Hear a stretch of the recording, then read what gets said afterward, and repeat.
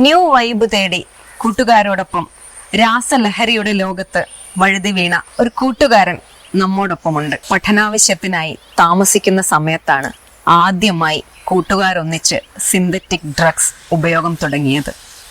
പിന്നീടത് ഒഴിച്ചുകൂടാൻ പറ്റാതെയായി. പഠനം വഴിമുട്ടി. പിന്നീട് എന്തുണ്ടായി?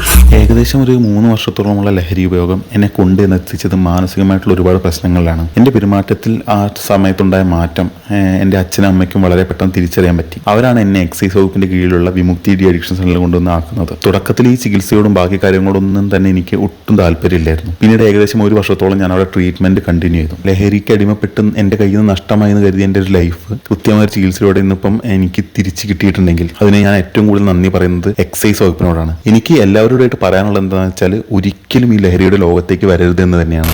ഇതുപോലുള്ള അനുഭവങ്ങളിലൂടെ കടന്നു പോകുന്ന കുട്ടികളെയും ചെറുപ്പക്കാരെയും ജീവിതത്തിലേക്ക് തിരിച്ചു കൊണ്ടുവരിക എന്നത് നമ്മുടെ ഓരോരുത്തരുടെയും സാമൂഹിക ഉത്തരവാദിത്തമാണ്. ലഹരിയോടുള്ള അടിമത്തം ജീവിതത്തിന്റെ അവസാനമായി കണ്ട് അവരെ മാറ്റി നിർത്തരുത്. ഈ ഉത്തരവാദിത്തമാണ് വിമുക്തി ഡി അഡിക്ഷൻ സെന്ററുകളിലൂടെയും കൗൺസിലിംഗ് സെന്ററുകളിലൂടെയും സർക്കാർ സാധ്യമാക്കുന്നത്. ലഹരിക്കെതിരായ പോരാട്ടം ഇന്ന് ഒരു ജനകീയ മുന്നേറ്റമാണ്. സർക്കാർ സൗകര്യങ്ങളെ പ്രയോജനപ്പെടുത്തുക. ഈ പോരാട്ടത്തിൽ സർക്കാർ നിങ്ങളോടൊപ്പമുണ്ട്.